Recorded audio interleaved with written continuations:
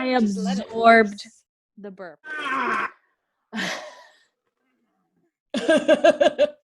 I'd like to thank Hoot Hard Seltzer. Just hold on. I got something to say. Hey, Funky Sprinkle. Welcome to Paranormal Spirits, where we share a drink, we tell you a spooky story, and then we rip it apart, because booze always shows the truth. Grab a drink and play along with us as we play Emily's Drinking Game. Emily's drinking game. I love it. Ooh. Where every time we screw up a word or phrase, we drink. Before we get started, if you like spooky shit and you like drunk girls, this is the wrong place because we're drunk ladies. So don't forget to like, subscribe, ring that little bell, and then you'll find out every time we post some spooky drunk lady filled shit. Today, I'm going to tell you not a legend, not a ghost story, not a... What else do we talk about? So today I'm going to tell you an interesting little tidbit, a tasty tidbit. Tasty Tidbit would be my stripper name. Paranormal Flair would be mine. I found this little tidbit on a website called westgatenecromantic.com. Necromantic sounds like it could go down a really weird internet porn path. That's all I'm saying. Go on. There was a story that a lady from Salem, Massachusetts was telling. She's a nurse who works at, as she put it, a large hospital in Salem, which there's only one. So, Salem Hospital. Yeah. Right. Yeah. She was a nurse there, or is a nurse there. And she said that a patient called her to her bedside. And this patient said to her that she wasn't feeling quite right and that she was going to die. Now, the nurse was kind of like, okay, I found this a little strange because she was in good health. She was only there for what she called diagnostic testing. The woman seemed to be in good health, so there was no reason why this woman would die. Right. However, not long after the woman said it, she slowly began to lose consciousness, and in fact, she started to die. And so the nurse, did what any nurse would do, and I'm sure she called a code. She was trying to get this woman, regain consciousness, doing everything she could. And now I worked briefly as a CNA on a cardiac unit. And I can tell you, when you call a code, every nurse and doctor in the surrounding area comes rushing in. So the room is full of people, but you know who they are because you work there, right? Right. It's a little chaotic, but it's a controlled chaos.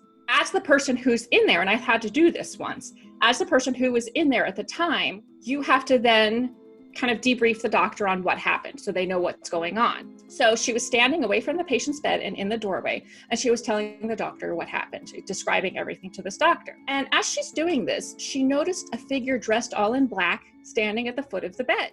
But in those moments, you might notice something weird, but you're focused on saving this patient, right? So you can't be like, excuse me, right. Who are you? But she was just like, okay, well, I've got to focus on telling the doctor what happened here. As she's doing so, she then noticed that this person in black is walking out, trying to leave the room, but she's standing in the doorway while she's telling this doctor. So she has to move, and she was like, oh, excuse me, getting out of the way so the person in black could walk out of the room.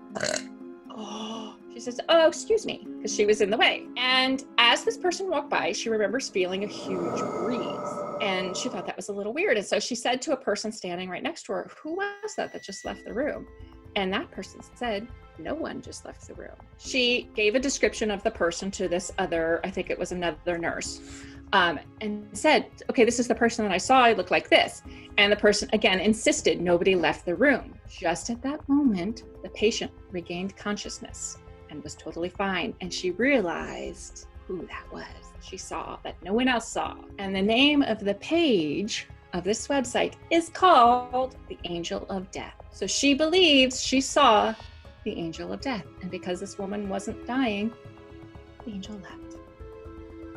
So many things. Okay. Don't you think the Angel of Death is kind of busy? I mean, maybe there's more than one. On Supernatural, there's more than one. Well, I've never watched Supernatural. So.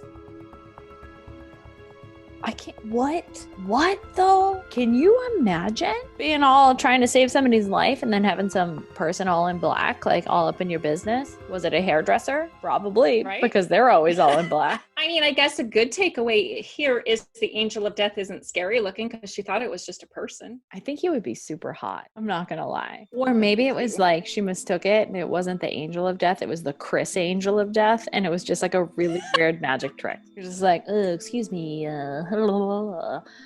Veni Vidi Vici. And he like disappeared out of the room. I don't know, man. I guess Like, what would you have done in her situation? I step the fuck out of the way. So do you think the angel of death, there's like a regional one? So there's one for like every region? Are you asking me if there's a Boston angel of death? Yes, I am, Lynn. Thank you so much for feeding into my intro. Because if there was, like, yo, kid, I heard you like the Yankees, dude. You're out of here, guy. I'm going to cut your throat right now. Angel of death. Sith. Is it a Sith? What's it? Scythe. Sith is Star Wars. Scythe. Yo, dude, you don't like Dunkin' Donuts, iced coffee in the middle of winter? Extra, kid? Scythe. So do we believe in the angel of death? Sure, why not? Very convincing. I am going to say what I say about everything. I can't say that it doesn't exist, and I can't say that it does exist, so I'm open. I'd like to see it. But then again, I would too. I really think that if I do see it, it's going to be at the end of my days. So I would prefer to like maybe wait at least 2 weeks. That's a crappy story of the angel of death in Salem, Massachusetts, making a little stopover. I'm sure he's a very busy guy. Join us next time for some more paranormal adventure. Son of a... For some more paranormal adventures with these two drunken assholes. But until then, you can kindly see your way the hell out. Have a nice day. Get out. Goodbye. Bye.